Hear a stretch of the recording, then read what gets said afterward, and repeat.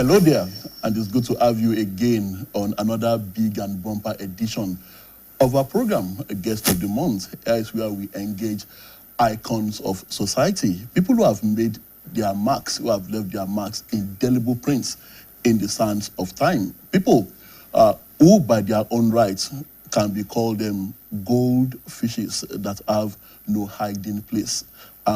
People, the unique elements of society, and leaders of thought. And we try as much as possible on this program to engage them in no-holds-barred interviews, bordering on the very controversial, bordering on the good, the bad, and the ugly, as the saying goes. And this morning on Guest of the Month, having told you in a nutshell what we do, in case you are tuning in for the very first time, I'm privileged to have with me as co-presenter and honored to have with me an icon in the industry, a giant, I would say, in the industry, and Egbon in the profession, Laolu Olatubosun. Thank you, Tola. Thanks for having me. It's a pleasure to be here. Okay, together we will, I will be introducing our guest shortly, and together we will be placing him on the hot seat. Our guest is also an icon in society. He is a man of many parts. He's many things all rolled into one. Essentially, he is a medical practitioner. But the last time he touched the stethoscope was 29 years ago. And he will be telling us why very shortly. Well, I won't be letting the cat out of the bag yet. Let's just watch this brief profile about our guest. Then I will be introducing him formally.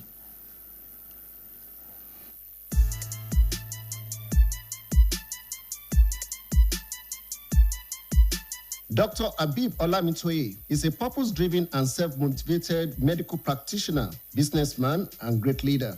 He obtained both his medical degree as well as his master's degree in business administration from the University of Ibadan, Nigeria. He is the founder and chief executive officer of Tolu Medical Center, Apapa, Lagos, Nigeria, and Ibadan Central Hospital, Oshosami Road, Okeado, Ibadan. Dr. Habib Olamintoye is the author of many inspirational and motivational books. He's also the chairman governing council of the Care People Foundation and Motherless Babies Home, Ibadan.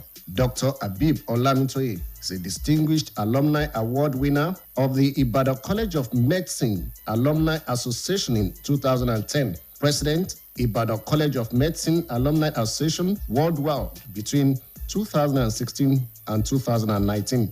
He is the chairman of the board of directors of the University of Ibadan Ventures Limited. He's also the founder and facilitator of 100/10 Academy, a human resource outfit originally designed to praise 100 billionaires in 10 years, where he teaches entrepreneurial skills and principles in Ibadan and Abeokuta.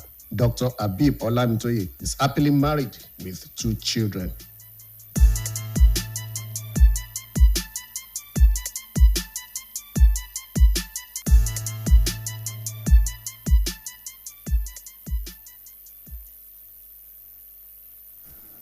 So the brief profile says it all. Dr. Habib Olamintoye is our guest on Guest of the Month this morning, and from what you have heard, from what you have seen, he is indeed a man of many parts. He's an author, he's a medical practitioner, like I told you earlier. He's an inspirational speaker, a motivation to the youths, someone who has a passion for young people, for the development of young minds. And he is a man of many parts, well-traveled, and a man who has well, in its time on this earth, he has just about seen it all. Welcome, Dr. Habib Olamintoye. Thank you so much. It's good to have you on the program. Dr. Habib, it's nice to have you here, sir. Yeah, I'm back home. Going through your profile, it's interesting to know that you have touched the stethoscope last maybe 29 years ago? Yes. That's interesting. What have you been doing in all that Now, time? wait a minute. Even before we go on to that, I want to ask you, where are you from? I want to know your locality. I'm from Ondo State, Ikare. Ondo Ikare. Yes. Is Ikare Akoko the same thing as Ikare? Is it Ikare, Akoko, local government. It's a pleasure to have you here, sir. Good to see you, sir. Now, as a medical practitioner, you're also into motivational speeches. You help people to make money, right? Wait a minute. Okay. I know what I'm talking. Okay. Because I got some things that I want to know. First of all, let me say, why did you stop practicing? Yes. That's the first point to take off from. I started my first hospital 1987, September 1st. And then kept growing it. People in the neighborhood accepted it. And then it became the biggest private hospital, Southwest Lagos. And then I now felt that it would be good to increase. At that time, we had 4 doctors in the hospital. Today, we have about 15 doctors in my 4 hospitals. So, at that time, in 1995, I felt it would be good to have to bless more patients. Not so much by my effort, but by the institution that I developed. Because if I keep doing it, youths that are coming, experts that are really thorough in the practice, will not have the privilege if I keep competing with them. So I moved gradually from 1995 to 1997 away gradually into delegating the responsibility of physical practice to embracing hospital management. And you didn't think they will at any time need your experience that you pass over to them somehow? Yes, we are all growing in the profession. There are people that we brought on board who are actually more experienced than me at the time. So we brought them on board, and then we began the process of delegating responsibility, organizing the hospital, because it has become an organization at the time, and the first law of an organization is to be organized. So, and then it's actually more important for the hospital to be well organized, to bring in more people, experts, great nurses, great staffers, and begin to structure them in a manner that it will look like a general hospital. At that time, it was the general hospital of the environment. So it shouldn't depend on me, on my competence, but on the competencies of the great hands, look at UCH, for instance. It is structured in a manner that the owner, our president, is not there. You understand now? So through the instrumentality of management, is the place runs by itself. So I have 4 hospitals now, 2 in Lagos, 2 in Ibadan, and then they run by themselves. Well, they don't need my presence. You mentioned the University College Hospital Ibadan. Yes. If I'll put that aside for now, even your 4 hospitals. Yes. Nigeria is turning 65 yes. as an independent nation. Okay, yes. With your exits and with your exploits and your strategies at allowing others to grow, yes. do you think the health sector is where it's supposed to be now that Nigeria is 65 years into independence? I don't think so. There used to be a time where the princes of Saudi Arabia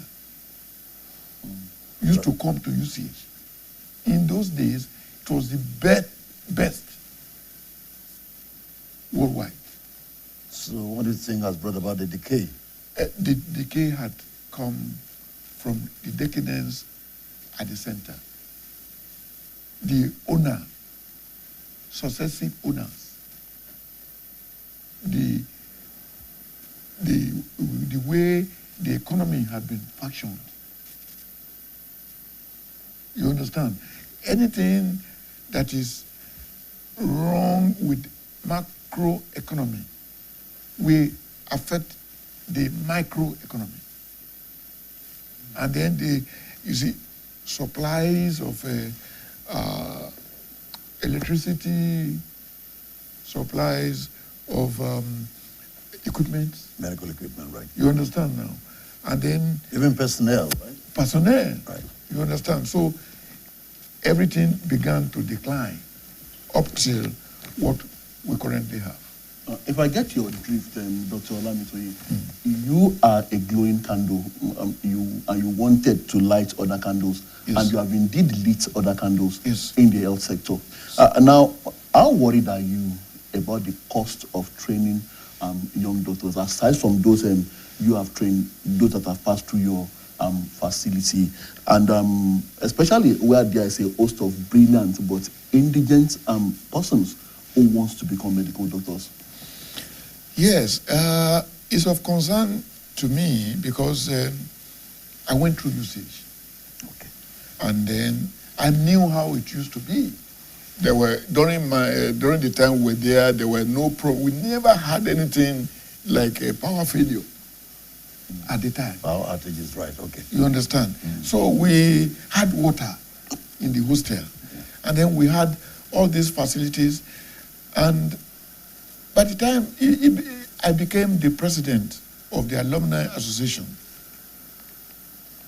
of University of Ibadan, medical students, medical practitioners, that is, ICOMA, Ibadan College of Medicine Alumni Association.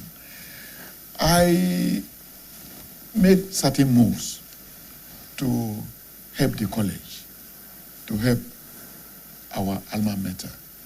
And then my deputy at the time later became the provost of the College of Medicine, Professor Omnibodun. And then most of the vision we had, she began to implement them. And then she talked about, she had the vision to create a second hostel, apart from Alexander Brown Hall, that will consist of 4 to 5 blocks that 680 students will be living in the hostel. And then we rallied around. The people began to donate. One of our classmates, Professor Omnigodon, we graduated at the same time. One of our donated $1 million to support the project. And it's been opened now. And several other people began to, the alumni body, everybody began to take part, step up to be counted. And then we raised several millions. And now the project is nearing completion in all the blocks. And then she talked about indigent students. I opted for 5 of them, that I will provide scholarship for 5 of them. And then in the past 5 years, I've been sponsoring many other people came around to actually see that this is this is our school. We want the students not to drop out, but to come out and then fulfill their mission on. Now, were the sponsorships limited to students pursuing their medical programs in Nigeria, or? The sponsorship was limited to our college. Okay. Yes, medical students, dental students, physiotherapy students, who could not afford, who would have dropped out.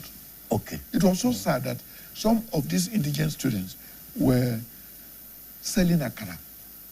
To sustain them. To sustain. Going to building sites to carry blocks, to carry cement.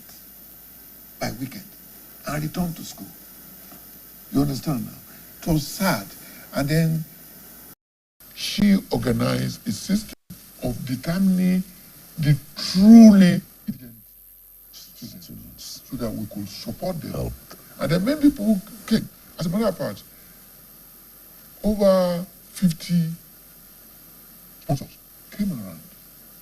Some would take 3 students, 4 students, 1 student, and then some 5, like I mentioned to you. And then when I looked at usage in itself, I spoke at the time as the Professor Tegbayo, the CND of usage, also graduated from the school and said, Dr. Lamitoye, what are we going to do? What are you going to do to help usage? Apart from the college. College is different from usage. I said, Dr. Lamitoye, sorry to butt in, but at that time, didn't you reach out to the politicians who are capable of stashing away millions of dollars in Swiss banks at that time? They could have solved this problem one of them could have solved this problem single-handedly. Didn't you reach out to them at any point in time? Well, they are very hard to see. Oh. I'm an ordinary person. All I could do was what I can do. Maybe you needed to have stepped up a bit, at least you practice some politics, And you are not an ordinary Nigerian, Dr. Lamitoye. Yes, I was a former special advisor in Oyo State. Oh, okay. You understand now? Okay. But I realized that it was not my line. So after 1 year in office, I resigned. You see, what put you off? What did you see? What do you mean it was not your line?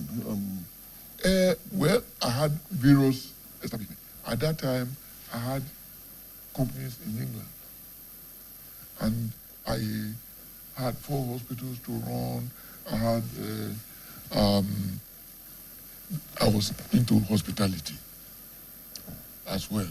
So the demand of the job became so paralyzing that my businesses began to suffer. Okay, let's look at this angle now. You must be bothered about this Jackpot syndrome. Most of the medical doctors they are fleeing, to other countries of the world. Yeah, and a rider to that. Okay, go ahead. Okay, a rider to that, Dr. Olabitoye, you spoke about the decline in the usage and all that. So how come these people that are products of that decline, how come they are hotcakes in those advanced climes of the world? They are competent, very competent. At the time I entered university in 1979, every class, all my classmates had A1 in 8 subjects. Some A1 in 9 subjects. They came all over the world, all over the country.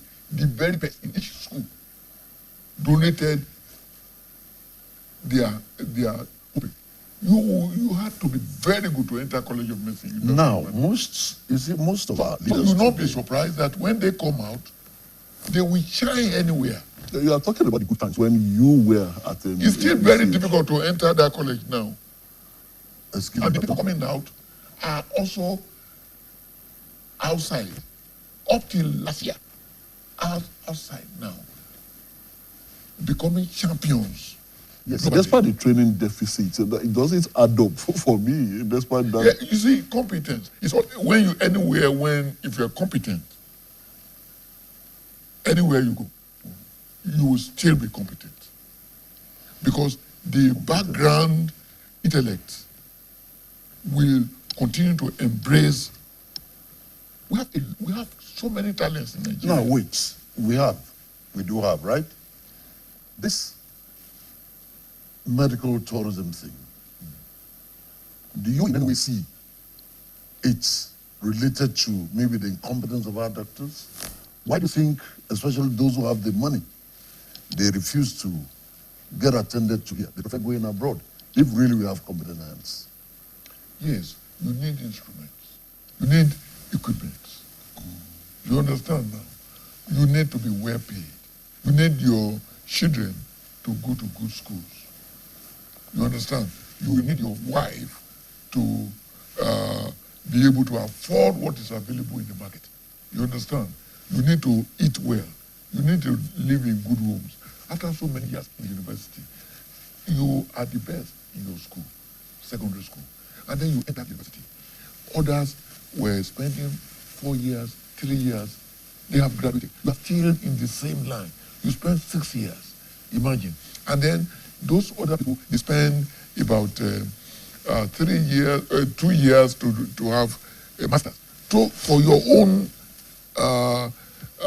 residency, you need additional 5 or 6 years. You understand? And then 12 years of studying, and you can still not afford to pay house rent. Now, Doctor, you understand? Yes. Along that line, you must be pointing some accusing fingers to government somehow, okay? Or the employers of labor. Yes, they brought us there. Now, what are they supposed to do that they have not done that has brought about this decay you're talking about? Well, most of them were our classmates in when we entered school, Jambites, and then they graduated early. Okay. And then they went into politics, and then they are rich. So when you see, you need to study the people in government. They don't particularly place priority in areas of medical practice, that in hospitals, in health, like sure, and why? What is a very specific statement? Yes. Why do you think it's like I say, they don't show enough interest or care? It is that there are other people who vote for them. Yeah. They want to see good roads. They want to see primary schools springing up. Something they can point to. It's difficult to point to instruments. You understand? It's an equipment. You understand? It happens everywhere. Unless you in mass media can begin to place priority on things like that so that the populace will demand from them and keep demanding for them. If I get you right, Doctor. Yes. What you're trying to say, maybe, is that even if you, as a medical doctor, finds yourself in a position of leadership as governor, you might not be able to perform rightly as you want. Why? You said because they want to provide this, provide that. That's why they were not able, they've not been able to take care of the medical sector. So even you as a medical man, if you are a governor, you might also be faulty along that line. And you could be surrounded by those whom the former First Lady described as hyenas and jackals in the corridors of power. Remember, if you go to UCH now, if you go to UCH, you will see a word, Abib Olamitoye Foundation word. That word is the best word in UCH. All the materials they need to run efficiently, like a word in Europe, I bought them there. Okay, quickly, let's look at this. Medical doctors trained abroad. Yes. Medical doctors trained here. Yes. How do you rate them? I think those trained here are far better. Really? Are far better. Because I've lived in England. Okay. I have a lot of my friends as consultants in UK, in Canada, our graduates. Remember, when you train there, most of the things we imagine, they have them. Okay. You understand? We are trained, our brain imagine, assimilate what we have imagined, and answer questions on most of what we use. We just imagine. We don't really have access. We don't have those things, but we see them in pictures. We imagine how they could be used. So if they now put those things in your care, and within a month, you familiarize yourself with those things, you will do better than those that have been spoiled. How come our medical doctors get attracted and they are being employed outside Nigeria? The people who employ them know that they are better. They know that our teachers are better than their teachers. Okay. You understand? They know that Nigeria is loaded with labor that is talented, that is committed, that want good things, that can provide, rather than those that have been spoiled. They have no capacity for improvisation. We do. You understand now? And then when we improvise and get better, and then when we get to them there, we surprise them. Now, to compel the political class, yes, those who run the affairs of this country, to pay more attention to the health sector and to end medical tourism or curb it to the barest minimum and make the authorities develop the health sector here, would you support legislation that would compel you, if you are in government, unless absolutely necessary, that would compel you to stay and receive medical attention back home? Do you think that would help in any way? Let's be more practical. Yeah. When I was the special advisor, the 1 year I spent, we had problems with consultants at that time, having consultants to work in state hospital, in rural general hospitals, district hospitals, in Oyo State. We have 33 state governments, a local government in Oyo State. And then some of them have these hospitals. So we had problem. Then there's this issue with LAUTECH. Today, LAUTECH, we still have problems with LAUTECH. Okay. You understand? LAUTECH is supposed to be raising medical practitioners, not only for the world, but especially for your state. Dr. Lamte, yes. Let me just butt in here, just briefly. We have a commercial break and we will be back. Okay. Milo 3-in-1 Milky and Creamy is truly milky and contains calcium. So, no need to add milk for that rich, creamy cup, which helps to nourish your kids. Milo 3-in-1 is such a smart choice. Milo, energy to go further. From Nestle. Happy birthday to you. Happy birthday. The ever graceful, beautiful, and elegant lady celebrates another milestone today. It is your birthday, Olayinka Muchaladoja. Ọ̀rọ̀ Allah sọ wípé kódà bí wọ́n bá ṣe ń dàgbà sí ni wọ́n ṣètúmọ̀ so èso ayọ̀ àti ìdùnnú. Òní ònlọ́jọ́ bí rẹ̀ mọ́yàyá lóde ilẹ̀ Ìbàdàn abiyamọ tòótọ́ Olóyè Olayinka Muchaladoja. We, your grandchildren, connect to the grace of God that has worked and still working for you. Thanks to Allah, who has made you fruitful, giving the world the children that are blessings, not only to their generations, but to the entire humanity. Alhamdulillah, àwọn ọmọ ní ń bá máyẹ̀yà lóde ilẹ̀ Ìbàdàn. Olóyè Ọláyínká Muchaladoja. Yọ ayọ̀ ọjọ́ bí lónìí, àwọn ní Olú Òkúbọ́sẹ̀, Òbímbé Fúnmiláyọ̀, Muchaladoja, Ààrẹ Bísálé àti Abubakar Israel.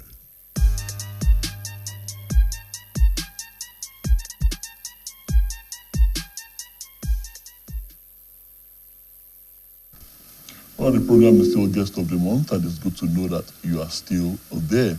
And we are engaging Dr. Habib Olamitoye. Before we went on that break, Dr. Olamitoye, you were talking about LAUTECH in response to the question as to whether we could have legislation that would compel political office holders to stay back in Nigeria to receive medical attention. Well, I think you understand that recently doctors in Oyo State gave ultimatum to the state government that there will be industrial action. And most of the time, we expect that by the time doctors begin to go on strike, professionals, some of them who have spent 12 years in school and have graduated and have spent 20 years in service, you understand, suffering the pain, and then they have association. I suppose that the government should invite them. What are you? They are not irresponsible people. They take care of us. They take care of our family. If government invites the enemy and say, what is the problem? The government always invites them. They are always attracted. In the past, since the allocation to Lautech has been the same since the beginning of the current administration. It was the second day after the expiration of the ultimatum that it was increased, the allocation was increased by 20%. You understand? So it's not actually the doctors, it's the doctors in Lautech, it's doctors in Oyo State that have sympathy for the students that are coming out compared to the students that are coming out from usage. The students, the residents that are training in Lautech. You see, Lautech is to the government of Oyo State what usage is to the government of our nation. You see, the doctors have sympathy for the students, not for themselves. You said? You said the doctors, they have sympathy for the students. They have sympathy for those other doctors who graduate. Doctors, they are, you see, things need to change. Are you saying the doctors are fighting the cause of the medical students and not their own interests? The current fight is on behalf of Lautech, the institution. The institution. Because they have no board of, no board. Usage has board of directors, board of management. Lautech doesn't have. But if government invites enemy will be able to list 1, 2, 3, 4. These are our concerns. You understand now? They have spoken to the commissioner. They have spoken to all the people. But don't you think the doctors are trying to poke nose into? I mean, it's a matter of politics. I mean, that's a political decision. Putting up the boards. How does that? It's not political. Any organization is supposed to be. Organization is an extension of management. That's all right, but could they not wait and allow the board to be proclaimed or put in place? Why must that stop them from doing their own work? When the board will be able to, you see, the council of the state will be able to listen more to the board. Okay. And then the board will be a gap between the government and them. Okay. You understand now? They cannot approach the people at the top, but the board can. Dr. Lamitwe, how truly practicable or realistic is free health policy in Nigeria? We don't have money in Nigeria. What? Really? We don't have money in Nigeria? We have money as individuals, but the economy is beginning to have oxygen. Interestingly, the former Minister of Health, Professor Isaac Adewale, was on this very seat and he said exactly the same thing. He said Nigeria is not rich, but the money is concentrated in the hands of few individuals. Yes, and that we all know that is the truth. That is it. You see, the economy of Nigeria, the macro economy, has not been properly structured. You understand? It is this current government, Which government? the Federal government or state? of the government of Bola Ahmed Excellency Bola Ahmed Tinubu, that is beginning to create meaning, create purpose into the management of the economy. And then imagine today, no state talks about having difficulty with paying salaries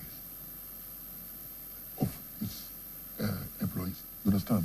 Those were the things before he came. Many things have changed. You understand?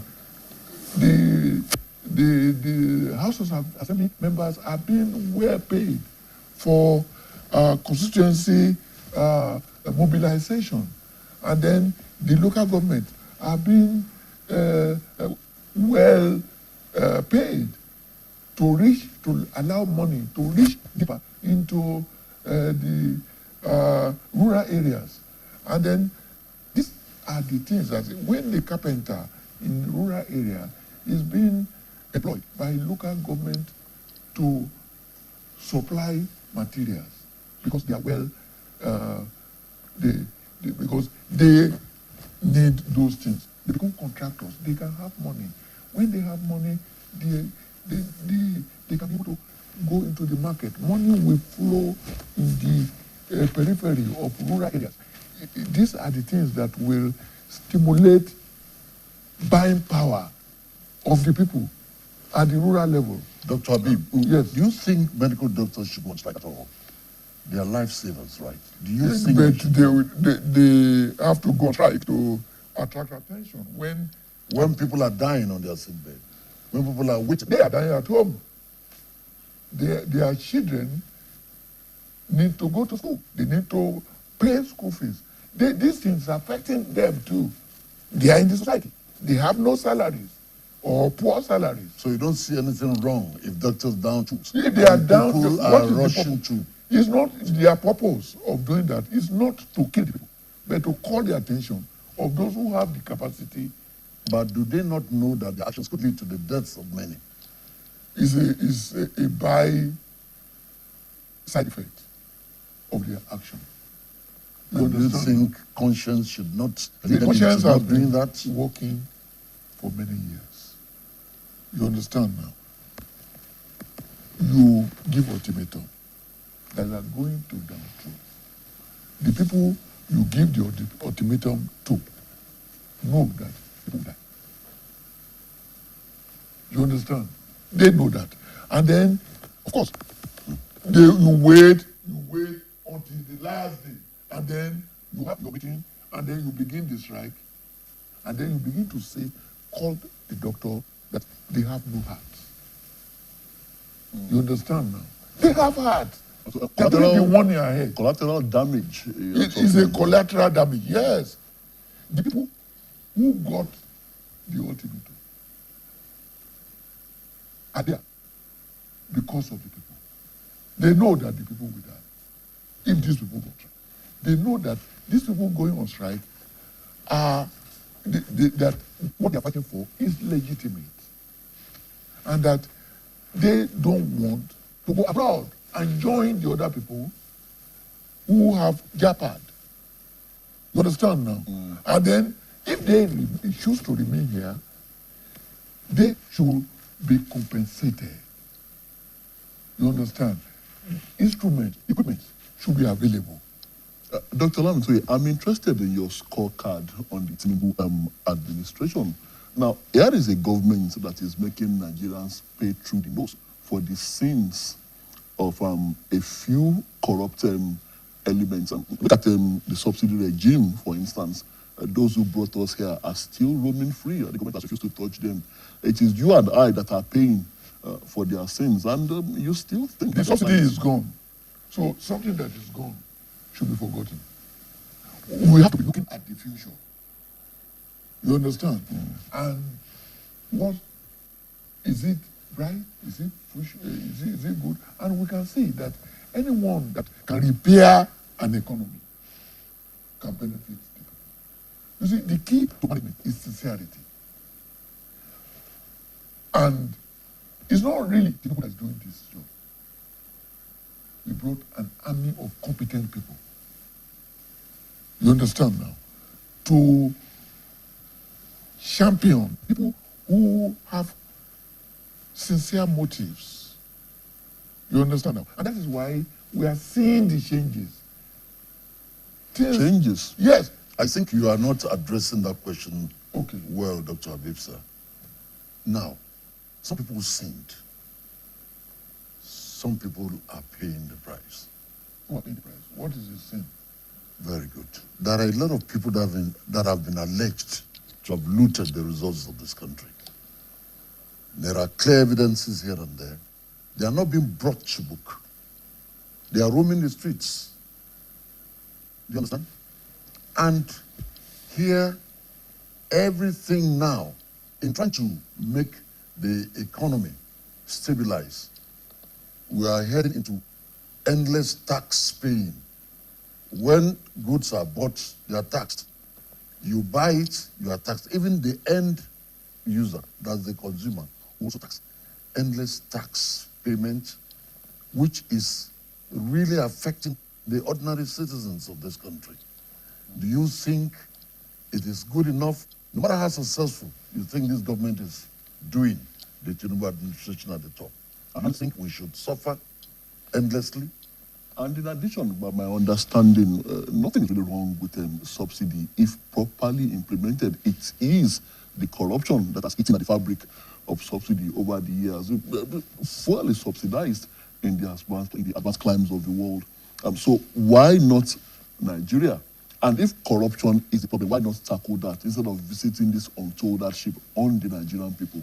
I'm not a politician, but I can tell you by common sense that today we have EFCC. It is their job to fight the corrupt people. In all countries all over the world. I lived in England for a while. I had companies. I paid tax. And then we pay. So my position will be that tax is being paid all over the world. And so the EFCC, do you think they're doing enough? That is not for me to judge. You understand? You are a citizen of this country. Yes, I cannot tell. You're I'm not an employer. I'm not a lawyer. You don't have to be a lawyer. To say this is one person who has not been thoroughly investigated.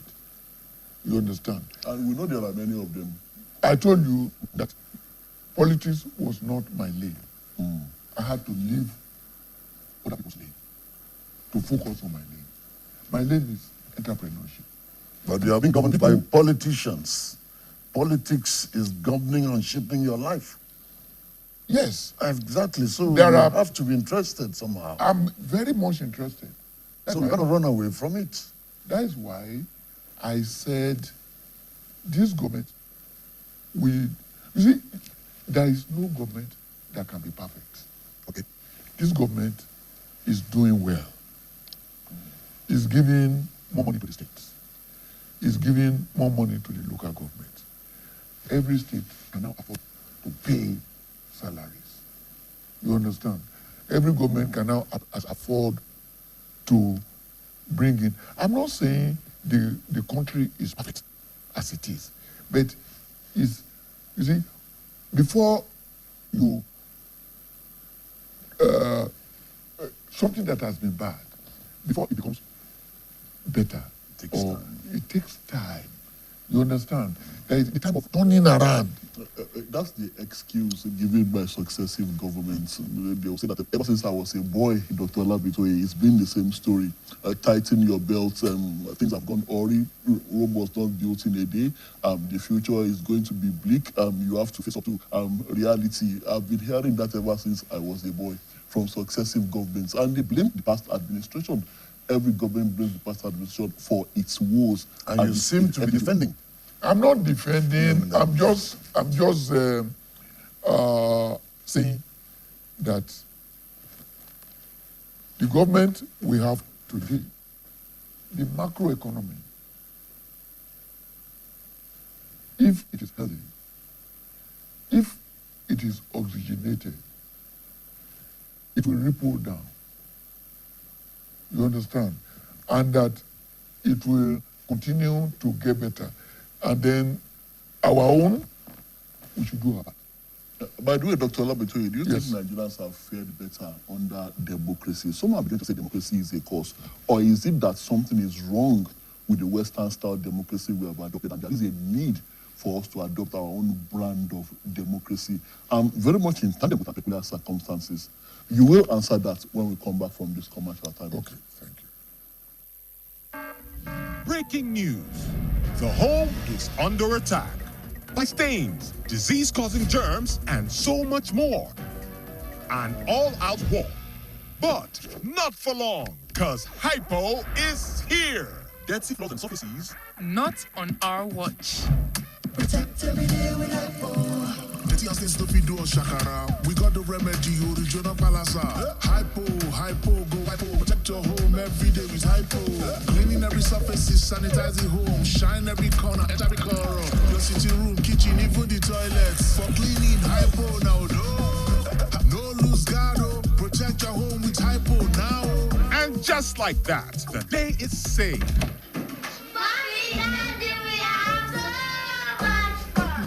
Germs always find a way back. No greed. Protect every day with Hypo. Hypo, go Hypo.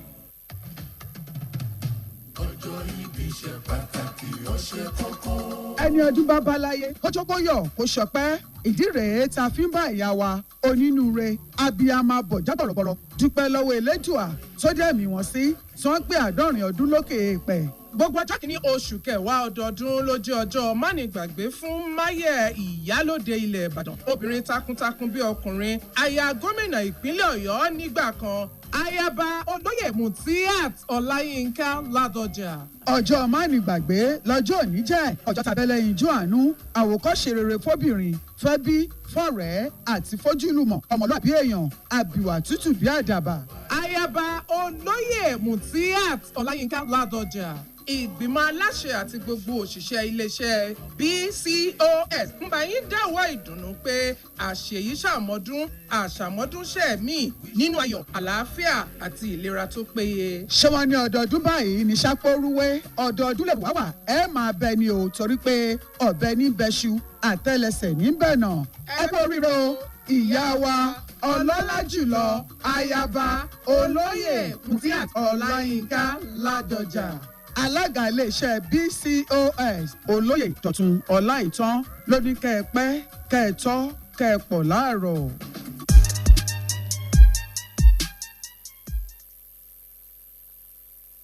Right, welcome back. And it's still guest of the month, and still very much engaging with Dr. Olabitoye. And we are talking, before that break, we were talking about Nigeria's peculiar brand of democracy and asking whether it has been a blessing or a cause, or do we need to jettison the Western style of democracy and adopt our own brand that is suited to our circumstances? You see, thank you so much. Management is about system. Democracy is a system of governance. The system in Nigeria is good. But when you have a system that consists of processes that is supposed to be routinized, but it is bent. You understand? It is, these are my job description. Then you change the job description to allow the funding to come to your pocket. You understand? It is corruption that is the trouble with the way we practice it. You understand? It is not the system itself. It is the contamination of the system. You understand now? So are you saying we have rebranded? We are saying that we are evolving. Actually, our own system of corruption is horrible, to say the least. There's corruption everywhere. You understand? Even in those Western countries. But the politicians have a way of remembering the people. You understand? In Nigeria, problem, people, they don't remember the people. Look at, in our state now, road network is going on in perfect order. Imagine the circular road in your state is going to bring prosperity. Government is giving that a priority. We talk about priority. Imagine all the houses, the streets that have never been touched for 7 years in our state. Look at the network of road.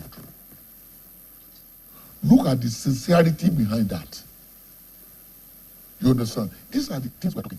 Government is getting more money and is pumping it. So everybody knows that movement, when people can move easily, it will encourage the economy. You understand now? This is giving priority. You know, I live in Ibadan. I school in Ibadan. The level of attention that we now witness in terms of road network, I've never been experienced. I didn't live during, I wasn't alive around during the reign of, I was very little, of Awolowo. He did road up to everywhere in Western region. Some of the roads still exist today. You understand? But the reason is that road network is so important for the economy. If we are seeing that now in our state, government should be commended.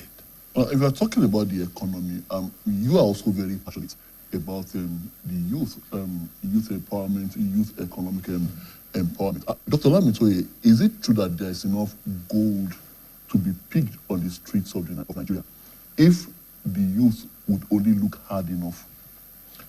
I believe so. I believe so. You see, success in life on a personal level is about knowing where you are going. They call it goals, setting goals. I want this, I want this, I want it for my life.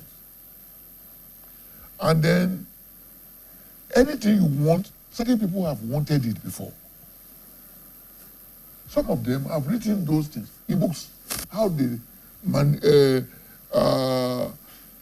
navigated the course of their lifestyle to achieve so those things, instead of working hard,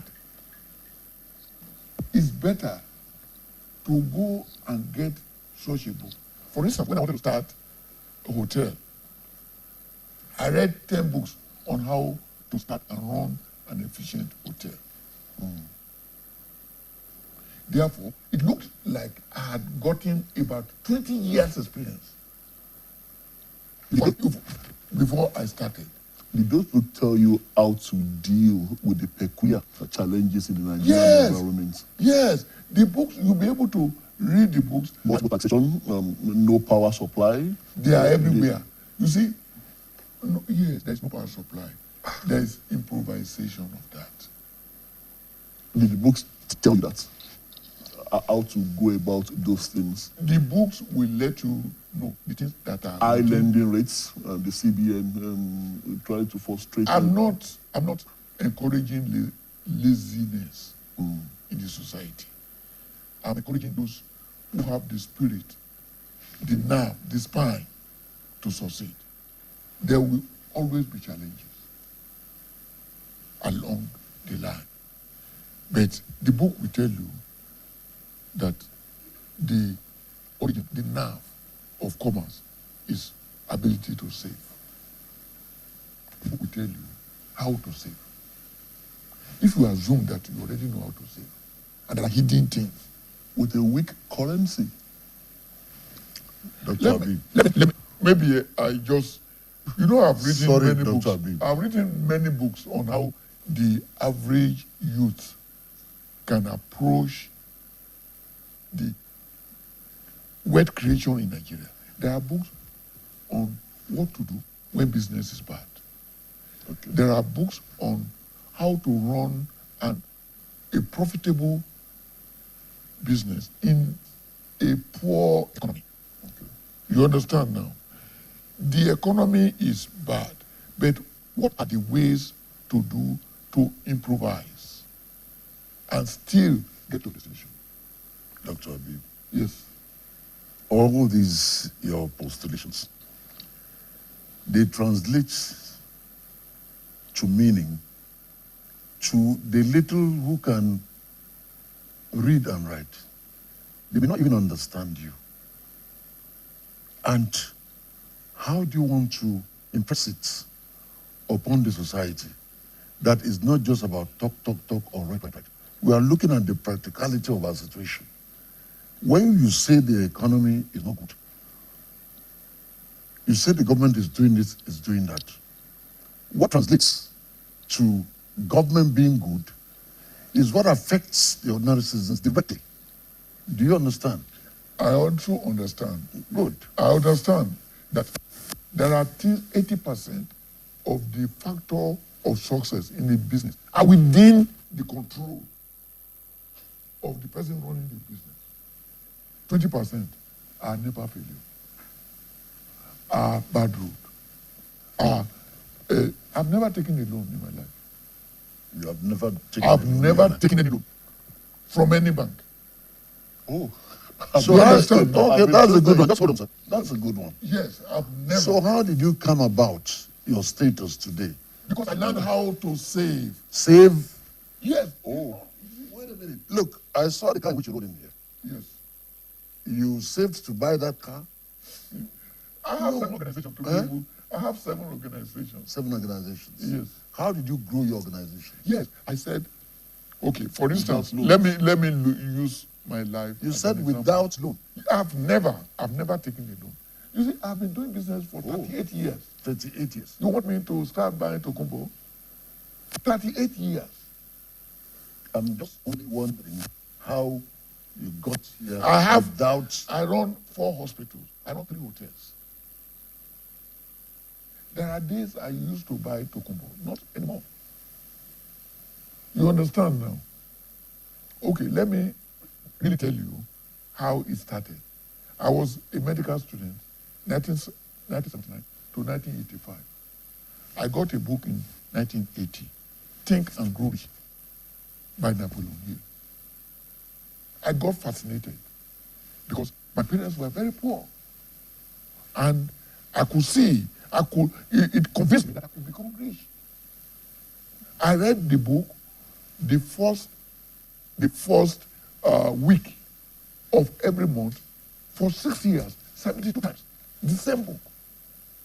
So by the time I finished NYC, I was so confident I could run any establishment.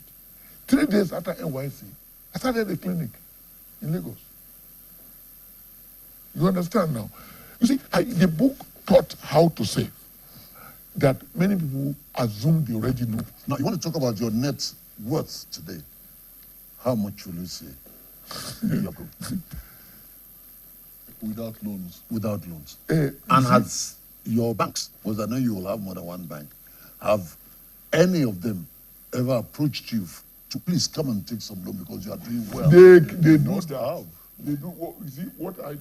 I keep money in the banks. You understand?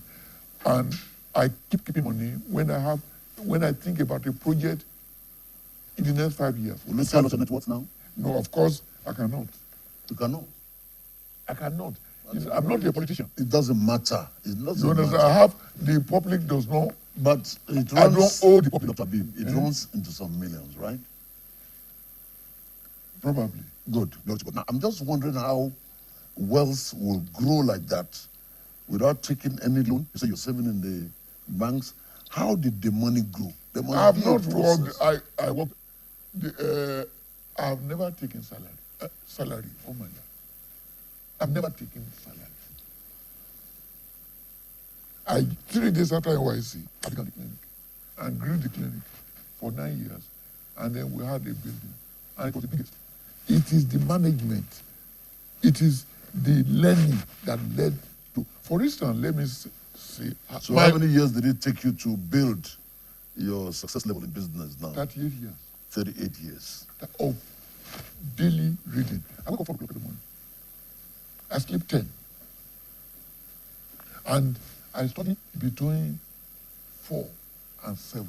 I've been doing that for 40 years.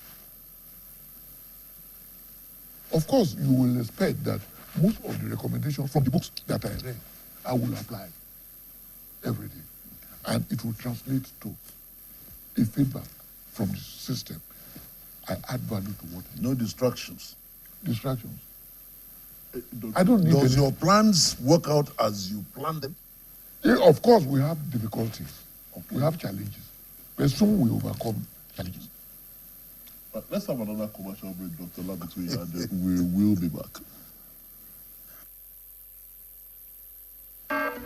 Breaking news. The home is under attack by stains, disease-causing germs, and so much more. An all-out war. But not for long, because Hypo is here. Dirty floors and surfaces. Not on our watch. Dirty and stains, don't be doing shakara. We got the remedy, original palasa. Hypo, go hypo. Protect your home every day with hypo. Cleaning every surface, sanitize the home. Shine every corner, enter every corner. Your sitting room, kitchen, even the toilets. Clean hypo now, no lose guard, protect your home with hypo now. And just like that, the day is saved.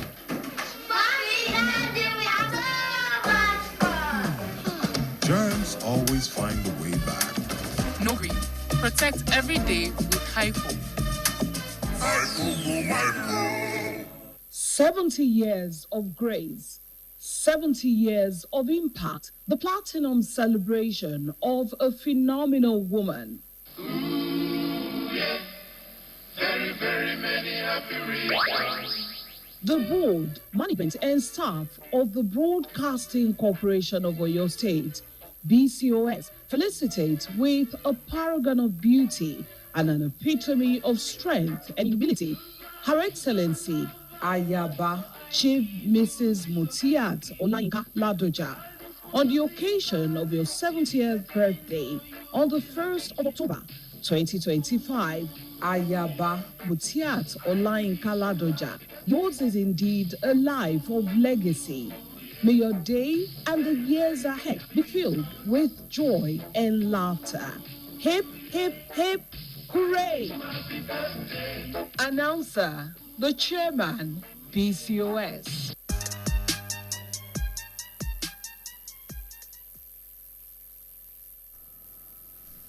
It is good to know you are still there and is still a guest of the month with Dr. Abib Olamitoye. And before we went on that break, Dr. Olamitoye, we are talking about wealth creation, the ability to save. And my question is, how do you save significantly with the current value of the naira? Now, look at it this way. I'm a family man and I have 3 children, I have a wife. And then somebody magnanimously gives me a gift of, let's say, 3.5 million naira. And out of that money, what I have to do with it to feed the family and to also pay school fees. In 3 months, if I'm a good manager, that money will be gone in 3 months. And yet you say that saving in this... are you discouraging the Nigerians from taking loans? Are you asking them to save? No, I'm not asking them. You see, when you have a system based on practical knowledge, you want to be of benefit to society. Okay. I started a school, business school, called 110 Academy, 18 years ago. So I was giving lectures on how to create wealth every month for 18 years. It's still on. The first, now we have branches in Lagos and in Abeokuta.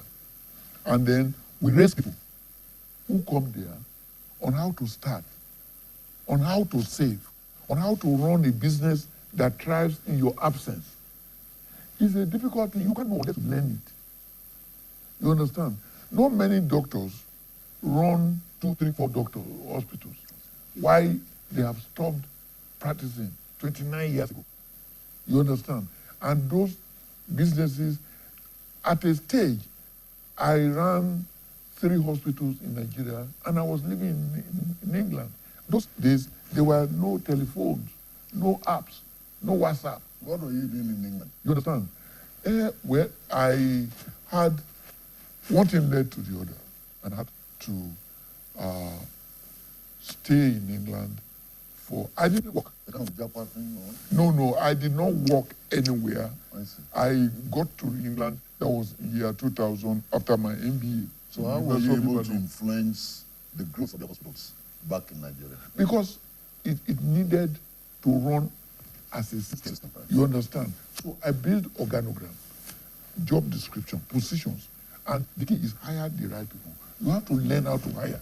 So when you talk of youth empowerment now, sir, I've been taking them. There are many of my students, and it's free. I did those things free, and I've been doing it. They still do it up to today. You still do it today up to today? Yeah, but most of the students, one or two of the students who have become fabulously wealthy, now take the lessons for those who are just coming. You understand? And then they do that in Ikeja, Alausa in Ikeja, and then at Beokuta. You understand? Take the lessons how for them? They teach them many things about business. How to delegate, how to supervise, how to start a business with nothing.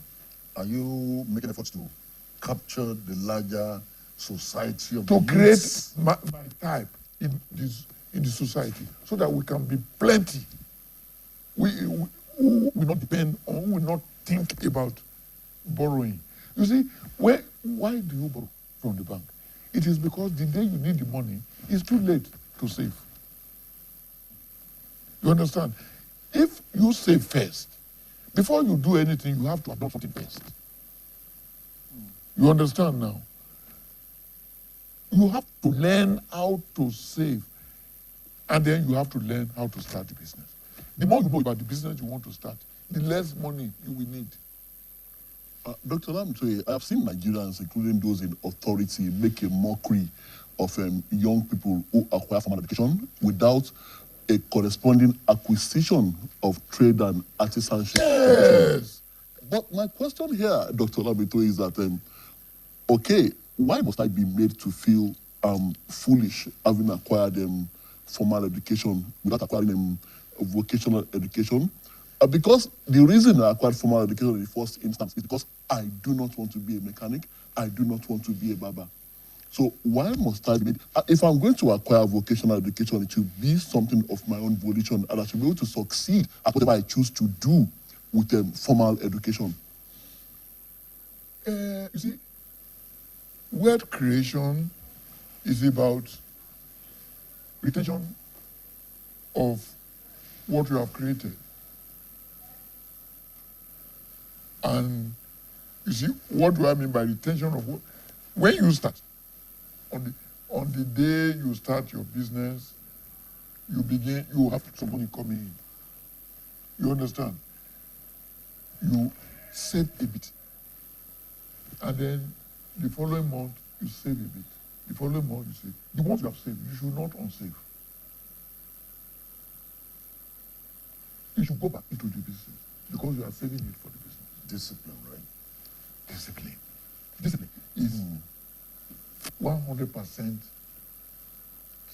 key to wealth creation. You understand now? So I don't really have plenty of money like that. But so you never had any hiccups along the line? Because of money. Mm-hmm. I have hiccups, but not because of money. That you were forced to go back into your deep hands into your savings? Yes, but when I go back to deep hands into my savings, how do you make up for it? It helps to solve that problem.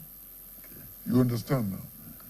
But because I keep saying, nevertheless, if I have to use a portion of it to solve a problem that is urgent, it cannot continue to be urgent every month or every year. And then while you are solving that problem, you are still quietly saving as well. Now, as you stand today, Yes. your business status will run into millions. Now, if So your let banks, us not talk about I'm figures. coming. Wait a minute, sir. If your bankers look at you today because of the vision you have and they think you could do better, though you are not even interested in borrowing money, and they say, look, Dr. Lamito, we have some 500 million naira facility for you. We want you to grow even bigger than you are today. You see, they can't create vision for me. That's not about creating vision for you. It is me, it is I that know what I want. Are you saying if you have opportunities to grow bigger than you are now, Yes. you will not take it? Never. I've been offered 1 billion. Oh. By a bank. And you turned it down? I have to turn it down because I don't need it. Do you owe anybody any money today?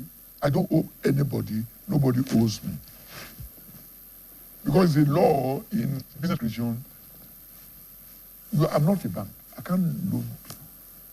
And it's a policy from 30 years, 38 years. I've never given anybody any loan. Nobody owes me any money. I created a system that cannot allow a customer to be indebted to me. So no customer owes me money. How about those you employed? You said? Those, your employees? I train them. Mm-hmm. I teach them word creation too. They read my books. It's compulsory. If I don't train them, they become idiots. And then you and I know that the commonest cause of stroke is working with an idiot. Somebody who is not reading every day like I do cannot work with me. Because if somebody is working with me and is not reading every day, I will know. Now, It will show. Then let me put this to you. You see, because you appear to be living an utopian state. Yes, it will look like that. It looks like that. Is it because the little understanding that I have is that the more you have access to loans, the better opportunities for your business to grow, okay? And even governments go into borrowing so that they're able to sustain, right? Most Now, businesses, I will have grown more than this. I want to tell you, I will have grown a lot more than this. The best way to grow rich is to grow rich slowly. To grow rich slowly. Because it is the riches, anything you are acquiring, it requires to train your mind as well. And you can't train your mind suddenly. Nothing good comes suddenly. It is slow and steady. And then it is contentment. You see, when you just have plenty, you'll feel miserable. At every stage, feel grateful. Imbibe what they call gratitude practice. When you imbibe gratitude, your needs will be less. I'm sure you'll be doing a lot of, you would have some liking for charity. Yes, I do charity. Yes, I do. How do you make provision for money for charity? Oh. I'm looking at your... The management, you see, I pay my tax to federal government. Mm-hmm. I pay my tax to your state government. And I allocate my staff members. We have very high, what they call minimum wage. You understand? You have very high minimum wage. Staff from my company, unless we let them go, never go. So because at the end of the month, we declare profit. They declare profit because they are trained to run the companies. So the system works. The system will tell us, in one hospital, this is the gross profit. In second hospital, this is gross. And then we have a percentage that goes to the staff as a share of profit. Profit sharing, okay. Profit sharing. Okay. We have been doing that for 38 years. Now, do you think you'll be able to implement these policies and systems if you are saddled with the responsibility of running a country? I can't become president. I don't want it. I can't It's become not a, governor. wait, sir. Wait, It's sir. not my line. Wait, sir. That's Wait, why I sir. did say that if you have to You run see, a country. sorry, Tola. You say we know your line. We don't know your line now. You are a man of many lines. So many lines, so many We are parts. talking of the potentials that you have. Without You have a very powerful potential. Supposing, and I'm going back to Tola's question, that you are saddled with the responsibility of managing this country. Can you bring this to bear? It's upon the possible government? because that is all I've been learning all my years, all my life. And knowing that you are going to work with people you don't know. I will not work with people I don't know. I will not work with people I don't know. The key people that will work with me are the people that I trust. You see, I mentioned to you that the first law of management is to hire the right people. So if we don't get the right people working with me, I can't succeed. Have you understand? Have you had reasons? Have you ever had reasons to turn off any staff for incompetence or dishonesty? You see, there's what in business, there's what they call business respiration. Business survives when it goes through respiration, breathing in and breathing out. Every business must breathe in competent staff that are new. There are many on the street. If you know how to organize effective hiring system, you will be able to hire people that conform with the value of the organization. There should be a value in the organization, value system. If you don't have a value system, you can't run a competent system. So what's the risk level? Risk level? Yeah, of running your business. Because you can't know everybody. But you will know them. You see, you breathe in good people and breathe out incompetent people. Not every interview will be 100% correct because you are a human being. Along the line, you will see that you have made a mistake and you correct them. One person who is not supposed to be in the business, that is in business, just like a basket of apple. One is rotten and you leave it there. What happens to the rest? They will all get rotten. Dr. Lamde, let me take you to an area you may perhaps find interesting. Your position, your view on sudden wealth. You've said nothing comes suddenly. So what was comes suddenly? That it's not too good and it's not good. It's not healthy. It's not healthy. Yes. Now, this may bring you at cross purposes with the religious leaders who do say that wealth could come suddenly overnight if you pray hard enough. We all know the truth. There's nothing. We all know the truth behind that. Truth. You see, let me tell you about sudden wealth. It's a precursor of social disaster and humiliation. Come again, sir. Sudden wealth, yes, is a precursor of social disaster and humiliation. You understand? You see, when wealth comes suddenly, let me just imagine that you are giving 2 billion today. First of all, and your pastor says it's from God. Let's not talk about pastor. We are coming to that. Yes, someone gives you 2 billion today. You will not be able to sleep tonight. Because it will be so overwhelming. That's what you think, that I won't be able to sleep. I can tell you, you will not be able to sleep. Have you experienced that before? Have you been given sleep? I've never prayed for it. So and I've never I will not be able to sleep. Because it will be overwhelming. You understand? You are talking about 5 million, 3 million, 3.5 million. I'm now saying, if somebody gives you suddenly 2 billion, that night, you see, because everything in the world is in vibration. Your vibration and the vibration of 2 billion is so different that you don't know how to go about it. So you don't believe in sudden wealth? I don't. You see, when you be destabilized, when you get anything sudden, as a matter of fact, it might lead to one's ruin, to actually have large sum of money. Okay, let me give you an example. I go and say, I take a loan of 2 billion to start hospitality building. And then it's completed. I'm going to need staff. I'm going to need training. Besides that, it will take some time to generate enough customers. You understand now? To patronize the business.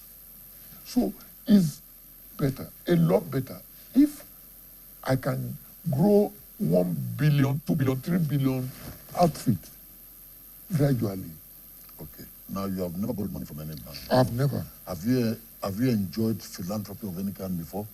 Has someone looked at your business and said, let me support this man? No. Nobody has done that unless they say I should come and bring money. Now, supposing it comes, will you take it?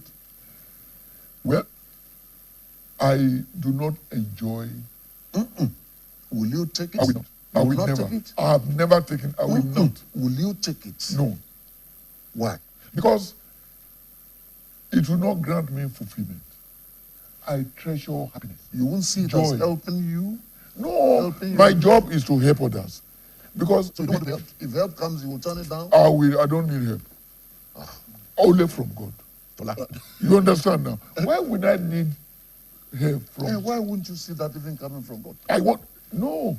You see, the wealth from God is progressive. The amount I was earning in 1985, 1987, it went from the amount I was earning in 2000. It keeps increasing. The money I generate today, I have never generated before. Why? Because it has been progressive. Wealth to come that will last and endure should be slow. Everything in nature grows slowly. Why must wealth be sudden? Why must you need help? I don't need help. I don't raise funds. I do a lot of charity. All my organizations. Dr. But I don't beg people to get money and do charity. Why should I? From all I earn, I carry the capacity to give. Doctor, you believe in God, but you don't believe in the God of suddenness. No. They are lies, I can tell you. Huh? Oh, they are lies. They are lies. Lies. That is falsehood. Error. Okay, nothing like Ojiji. You see, sudden wealth, it can lead to fortune by good luck. So how do you place good luck and sudden help? You said good luck, sudden help. It will I'll give you an example. Winning lottery tickets. People who have done that, we have seen. 5 years later, they have nothing. You understand now? Why? Because the vibration of the money and their own mental vibration is opposite to each other.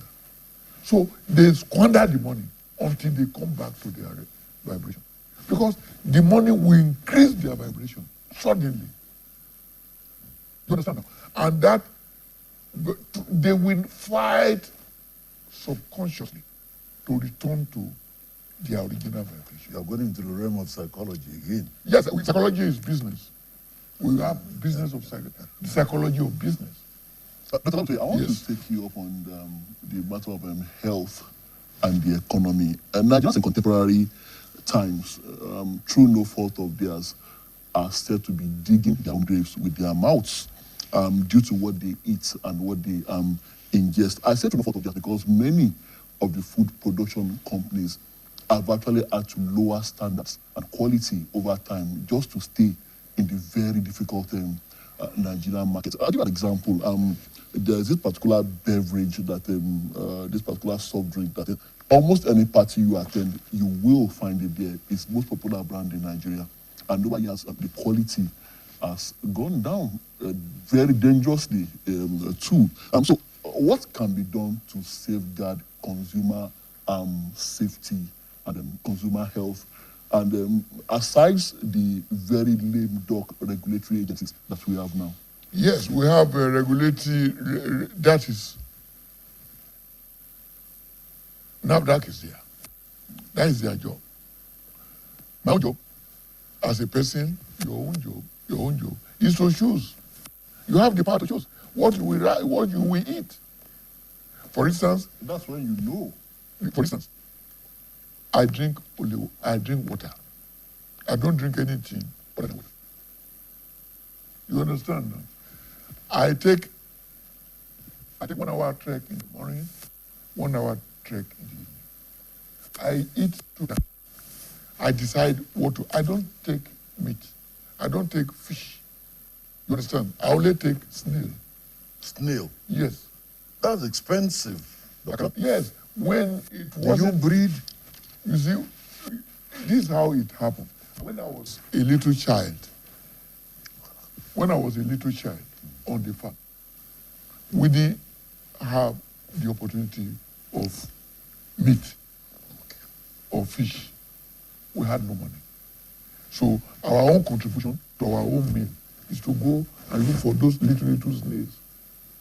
And we did that until I grew up. By the time I grew up, I hated fish. I hated meat. I hated chicken. So, but at that time, I could afford something. Because since I would not smoke, drink, all those things, I would take water. You understand now? I will convince myself that this is my own drink. So I can afford it. Now, I want to take you back a bit. Looking at the pharmacy profession, or let me just say pharmacists and the medical doctors. Some people allege that there's usually a deal between doctors and pharmacists that even when doctors prescribe drugs for you, they don't tell you the curative drugs. It's just what can prevent from escalation. Is that true? That's number one. True. It is untrue. A lot of people tend to believe in the pharmacies these days. They just walk to the pharmacy, they say, I want to see the pharmacy, so I'm not feeling fine. That's always been like that. I'm coming. Instead of going to the hospital or finding a medical doctor to attend to him or her. This has been on the increase over the years. It's part of the problems we have with poverty. What are you doing as a medical practitioner, though you have not done that in 29 years, at least you manage hospitals? We run to make sure that such practice is discouraged. We run a system. The kind of system we run, patients come, they will see a doctor. Because I can't tell which patient will come. Can be my father, can be my wife. My wife will deliver in my hospital. You understand? So,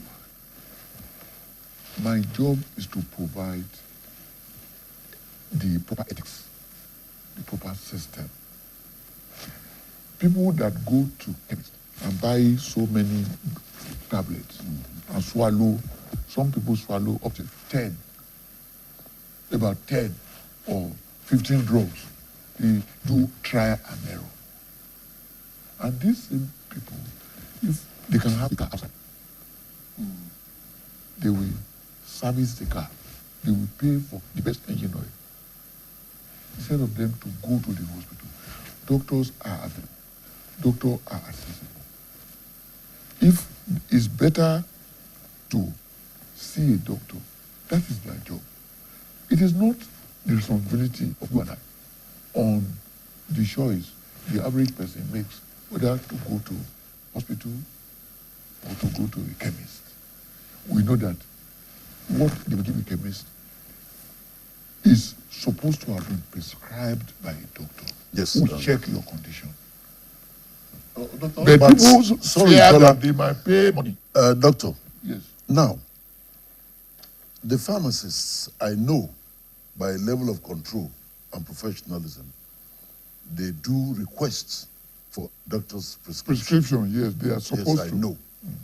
But maybe it is limited to some kind of drugs.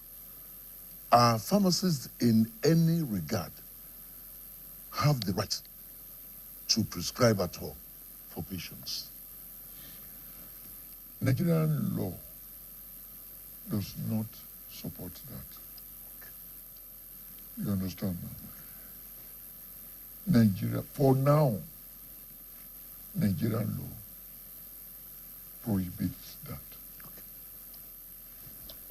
Dr. Lamitoye, still talking about medical treatment and especially response to emergencies. There is this question from fellow journalists who are in the house today. We have quite a number of them who are also with us here and monitoring this program. They talked about the issue of robbery victims, people, gunshot wounds, and the system where a police report is demanded before such victims can be attended to. Now we are linking this with the this morning news broke the gory killing of a journalist in Abuja on Rice Television. Yes, very terrible. One of the factors that led to her death. So what do you think of this, Dr. Lamitoye, you being in the medical profession? Yes, I think what they tell us all the time is see the patients. It's under your custody. See the patients. Attend to the patients. And then demand for police report. If they can't, report to police. If I run a hospital, or look, in our hospital, we know the telephone number of our DPO. You understand? It is not when we have issues of attack that we call it. When we have issues that relate to management and government regulation, you understand, we also alert them. I do not see anything very difficult in this thing. You have a patient, is on the ground, cannot run away. Is bleeding. You have to arrest the bleeding, or the patient will finish. You understand? There are certain first aids you have to provide. So you have to do that. When you do that, the patient is kept alive. Then you now talk about price, about card, about money. You understand now? You are supposed to attend to critical cases first. One of our hospitals is the direct center for federal road safety. When there's an accident, because they know that at least 4 doctors they live inside. They know that they will be attended to. So they always come to us. Once they come to us, we don't think about money. We have to attack, because we know they are coming from accidents site. Our job is to take care of them. Let's come back to, later you can talk about all of those things, because it's teach in time saves 9. You understand? What you do when they come is more important than what you do after documentation. All right, You the understand? guest of the month is an audience participatory program.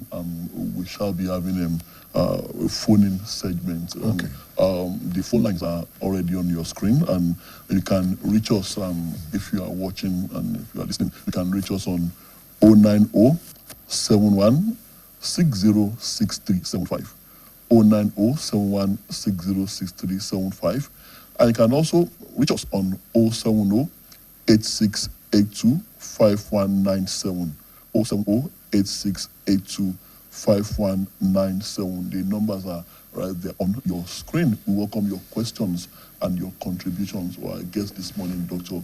Abib Olamitwe, is an entrepreneur, a medical practitioner. He is an author and an educational speaker, a man of many parts.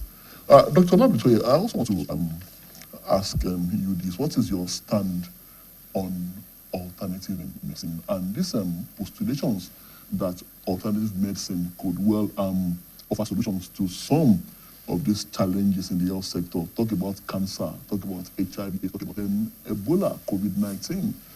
Where do you stand on alternative medicine? Yes.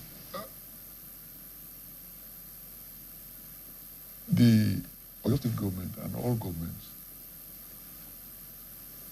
incorporate, register certain alternative medicine. There are many things they carry the capacity to do. I'm not talking as a doctor this time. I'm talking as someone who have run many health facilities in the past. The problem with alternative medicine is in Nigeria, for instance, is that there is on a lot of the approach are unscientific. That a lot of their procedures are not hygienic. A lot of those are some of the things. But if we get to England, get to America, the elderly people, they go to Holland and Barrett. They sell herbs. And then it prevents a lot of problems that we have. They sell remedies from herbs. But it's not so structured in Nigeria to be able to produce tablets leaves. So they soak the leaves here, and it doesn't have dosage. You understand? So those are the problems we have. I particularly have in. If you go to America, there's vitamin shop everywhere in America. They sell essentially remedies for, but it's different from the chemist, the hospital. So the vitamins are like alternative. Yes, they sell vitamins that come from plants. But because they are structured, well packaged. Yes, because they have to get them. approval. NAFDAC approves some herbs for people to use. And then they look at the content. Once it is approved, it is, you see, they will tell you that first go and seek medical attention once you have any of those things. Once it is diagnosed, they say prevention is not only cheaper, it's safer, it's better. You understand now? You have to prevent certain things by using certain herbs. Herbs are good. Personally, I believe. I take herbs. Which type do you take? Which type? I take multivitamins, bought in Holland and Paris. Hello, sir. Every month. I take vitamin B. There's someone on the Hello, line. good morning. Okay. Hello, good afternoon. Morning. Good afternoon, sir. You're on to guest of the month. Yes, sir. Please, I'm very happy to listen. Hello. It's like It's gone. Okay, we lost that. I know the studio lines. Okay. Okay, it's gone. We'll wait for another call to. So come in. I use herbs. I take multivitamin. I take bought from Holland and Barrett. I take vitamin D. Every man, especially in Africa, everyone should take vitamin D. It's so important for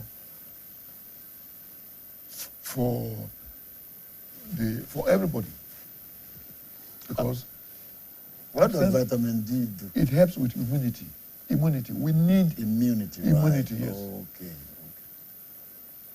Dr. Lamitwe, Yes. Now you answered that question. You said you are not talking from the point of view of a medical doctor. This same question, too, I want you to answer it from that perspective. Do you think there's an established link between the paranormal, orthodox medicine, and alternative medicine? And how many cases of the paranormal have you encountered through your career in medicine?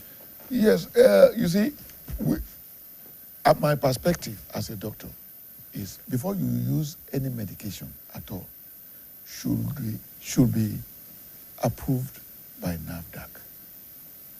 Don't just take Agbo or Agumu that has not been analyzed. You understand now?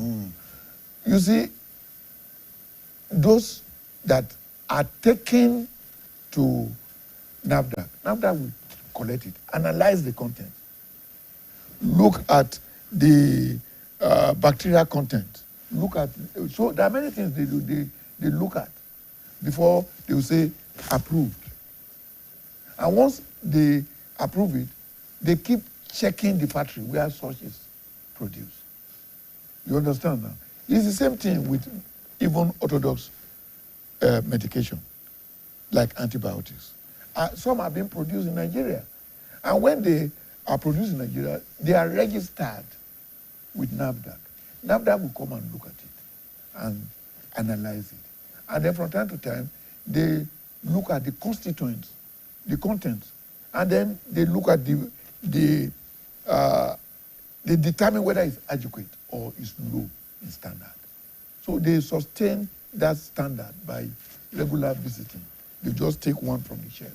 And then also they go to the shelf in where they sell in wholesale and in retail and see the content. You understand? Are you bothered about the incidences of fake drugs flooding the markets? Yes. Every medical establishment should be bothered. Anyone who runs a hospital, you will know where you source your medications, the integrity, the credibility. You understand? And if problem arise, you can go back and say, this is where you bought it. These are the receipts. You understand now? You see, credible pharmacies know that they have name and reputation to protect. So they will not go into buying cheap medications that they know that the source is questionable. So I don't think we have so many hospitals registered with Nigerian Medical Association that will be able to go low, because the patients, the life of the patients is more important. They have the money.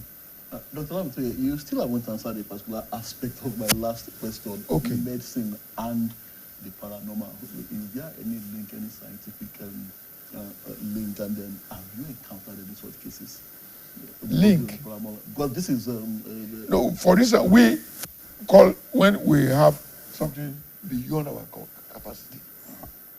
Government regulation means we either refer or bring a consultant. You understand now? Dr. Abib, I cannot go to herbalist. Have you had any... To come and manage a case in my hospital. Have you had any case? Yes. I can't. Have you had any case where you will say, "Ofe yiwo," and you had to wait that you had to seek help? No. We are never supposed to do it. We don't even think like that.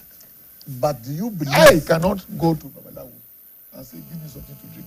No, it's not about Babalawo. Wait, do you believe there are alternative sources of support that you could Hello, get? good afternoon, sir. Please, let's take that. Yes. Hello. Good afternoon. Hello. Good afternoon. Hello, can they sir. speak up? Speak up. We can hear you. Good morning. Oh, well, it's still morning, actually. Do you anything I cannot do for myself, for my children, for my wife, I can't do to patients that come to my hospital. But do you believe there exists? What exists? Other forms of... They exist, but I don't believe in the efficacy of what they have. If a patient wakes up and he finds cane marks, welts all over his body, and he says he was chased by a masculine and beaten in his dream, and so how would you advise that patient? How would you proceed? And you can actually see the welts on the patient's body. Or what medical explanation will you have for that? You see, the way we are trained is to ask questions. History, take history. And then we examine. Yeah. And then we take specimen. And so there have been many cases of patients who say they got to the hospital, they were examined, and the doctor said they can't find any cause for whatever. Before the doctor will say that, they will take history, do physical examination, do investigations. You take samples, you go and test in the laboratory. And after the tests? You see? And after the tests, you could and you cannot see anything empirically, scientifically. Yes, that we see things like that. What will now happen to your patient? Do you tell him to go away? We can do psychotherapy. We do psychotherapy. Some of the patients you are talking about have challenges with their minds. Their mind, okay. You understand now? When you see such a case, then you can be able to manage. Either to send them to a psychiatrist. You understand? I say a lot of cases like that are psychiatric cases. Do you believe in spiritual attack? Supposing it wasn't a psycho issue. This psychiatrist will be the person to say whether it's within their jurisdictions or it is not. So if it is outside their jurisdiction, what happens? That is for them to talk about that. Well, I'm not a psychiatrist. Is the paranormal an aspect of psychiatry? I just want to... I'm hearing paranormal for the first time from you. Something that is not normal. If it is not normal, then it should not concern you. The spiritual. It shouldn't concern you? Something that is not normal. But you are confronted. Principalities and powers. Confronted with a medical issue. A lot of those things may come that a lot of people who have issues with money. With what? With money. Oh. How? With money, that is, they have worries here and there. But money worries can lead to other worries, to health worries. You understand now? It can be so, can last a long time. Chronic poverty can lead to all these things you call paranormal. We see that. You understand that? And so how do you manage? You will take them you just examine and do when you know that this is a disease of the mind. Well, you could be right, Dr. You understand now? Then such a person should, you see, anything you cannot authenticate. You understand? And then you cannot go into unorthodox practice. So when you get to that level, you now tell them, Well, you may have to go girl of a salute or No, I will never do that. You won't do that. I will never So say. you abandon the patient? No, I will send the patient to a psychiatrist. You see? But the psychiatrists will revert to you. If the psychiatrist reverts to you, they won't. We have about this position. Hello. Good morning. Good morning, sir. Good morning. You're also guest of the month. I love your program this morning. Based on what Dr. Olamitoye said. Oh my God! Again? Oh dear. Oh God! Hello, are you there? No. Oh, okay. Dr. Lam, looks like we lost that call again. Yes. That seems to be quite a... Oh. I don't know. So, please keep trying. We'd love to have your questions and contributions on the program. Yes. Yes. You see, we are on the lane of orthodox medical practice. We have to focus on our lane. There are systems on how the medical practice is supposed to go. I understand. And I came up with this, that when you send someone to a psychiatrist and the results from the psychiatrists does not show that the patient has anything wrong with his head or the brain, what do you now do? You are just suggesting hypothetical figures. You are telling me a hypothetical figure? Yes, What makes you think a psychiatrist is the next person to turn to? Is it not because you don't have a solution? A psychiatrist, in my own opinion. For you to decide that this patient, the next place to go to is to a psychiatrist who will attend to him. Were you just thinking? No, did you not think I have the it training was to determine that. You have a training to I determine. spent 6 years. I understand. And Sir. then, wait a minute, just answer that question. After the psychiatrist has attended to that person, if I say, talk to, you see, we might not send. I say, come and examine this patient. after the examination, come and see this patient, and the psychiatrist comes out with nothing is wrong with the person's brain, what will be your next step? Or do you tell the patient to go home? The psychiatrist will not open the brain. It's the mind. You understand? There are many patients who are psychiatric patients. Just tell me what next you will do. No, the psychiatrist will not say he's not a psychiatric patient if he's a psychiatric patient. Oh.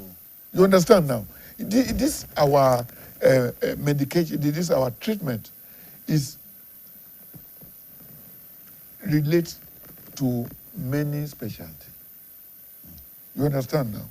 If it has to do with the systems in the body. The digestive system, is it the digestive system? Is it the respiratory system? Is it the all of those things now? Once we have gotten that, we will know. But if it's not pointing to anywhere, you understand? And somebody just comes and sit down and say, doctor, I have worms going all over me. People say that. Worms is going all over their body. You look at the person. And someone who has a psycho case. No, you look at the person. Of course, you are still going to test the blood. Okay. You understand now? You are going to do investigations. And then you take history. And then you do investigation. And then you do observation and you do. So if your investigation now says there's no worm going around the body, what do you do? In most cases, there will be none. If there is none, you understand now. It is our calling. You are not a doctor.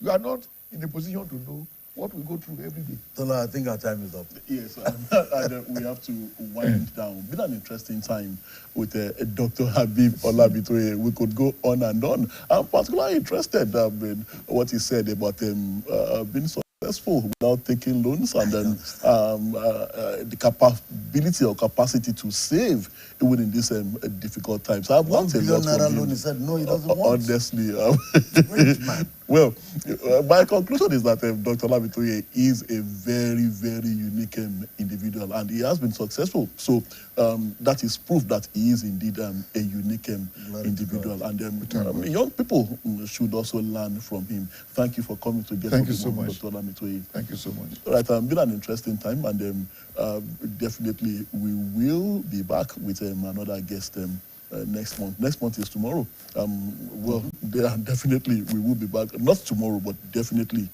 before the end of next month, we'll be back with another guest. And Laulu. It's a pleasure for having me. Thank you so very much. Thank you so much. Dr. Big, well done, sir. Thank you. All right, BYE, they say our BYEs. Bye-bye.